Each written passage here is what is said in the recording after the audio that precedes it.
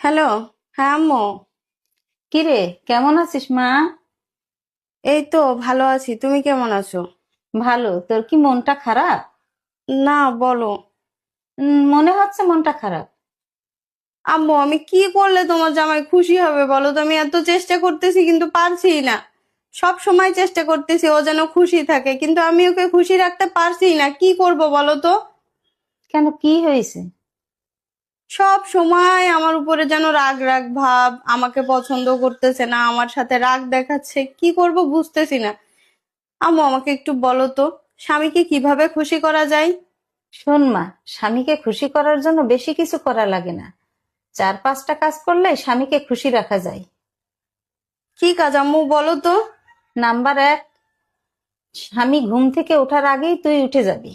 Number 2, স্বামীর সাথে কখনো রাগ দেখাবি না, জেদ করবি না, যেটা তুই সবসময়ই করিস। ঠিক আছে।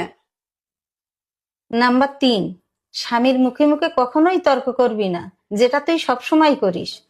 নাম্বার 4, স্বামীর খাওয়ার আগে কখনোই তুই খাবার খাবি না। আচ্ছা।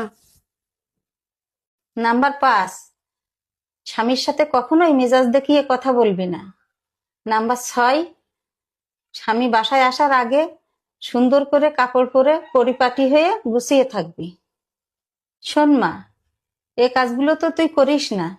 তুই জামাইয়ের কথা শুনলে, এই কাজগুলো করলে তোকে দেখবি জামাই মাথার মনি করে রাখবে। তুমি ঠিক বলছো মা। আমি সবকিছু বুঝেও ওর সাথে কেন জানি না মাঝে মাঝে খুব খারাপ ব্যবহার করে ফেলি।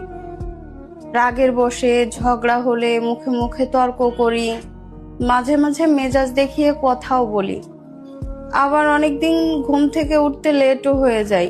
এর জন্য হয়তো ও কিছু বলে না মুখে, কিন্তু ও মনে মনে আপসেট হয় হয়তোবা। আবার অনেক সময় ও আসার আগে আমি ঘুমিয়েও যাই। আসলে ঠিক বলছো, আমি এমনটা আর কখনো করব না।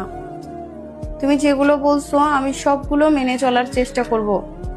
আর কখনো ওর সাথে আমি এমন মুখে মুখে তর্ক করব না, জিদ দেখাবো না। সব সময় তোমার কথাগুলো মেনে চলার চেষ্টা করবো আম্মু।